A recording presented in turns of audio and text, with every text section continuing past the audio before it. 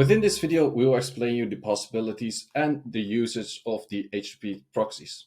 So in the case of an HTTP proxy, it is something that another system can talk to Illumio, ask for certain data. Illumio knows, okay, I have to ask it from another system, and then give that back towards system A that made the initial request.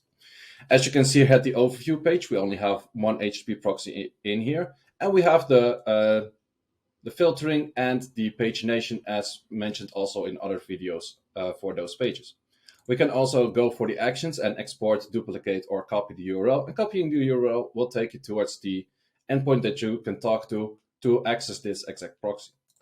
So let's create a new proxy, and we would say, okay, we want to have a proxy to talk to system D. For example, we have a different system, and that can be addressed by A to C, for example. The first thing we would have to define is where do we talk to? So that would be the URL of where the information comes from. So let's say we would have a URL of getting certain users from a certain system. We have the possibility of forwarding the method, what comes in, we would also send through. In this case, we would just use a GET. We can also define a client, for example. We can give that we want to deserialize the body towards different data types in that way. And we can also apply matchers. So matchers is something that is used to validate what comes in. So you could say, for example, okay, we want to have a header match of a specific auth key, and that auth key would be 123. So therefore, it only is allowed to say, okay, based on that auth key, we are able to do something. We could also say, let's say there's more people with specific authentication to go into there. We could say, okay, we want to place that to any, and then from any, we can say, okay, we're going to match one, or we're going to match the other one.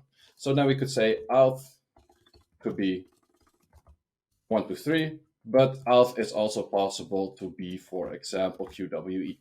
So therefore, we have two different kinds of ways of authentication towards that system. We can also add processors. And with those processors, we can set headers, for example, but also do data transformations. So with those data transformations, we have all of the possibilities of doing something with the data that came in from the proxy that we got just over here, or from the data that we got from the URL that the proxy is talking to, rather said. So from there, we have all kinds of possibilities to enriching the data, changing the data. We also have the possibilities of doing that for the response as well. And from there, you can build up the response that you would like to give towards the other system. So let's say we were to remove this information right now, so I can talk to it in a very easy way. And we're going to set a new key and a new key of info123.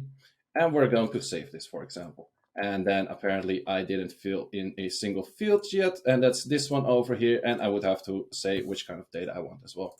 So once that is saved, we can see that we saved the proxy.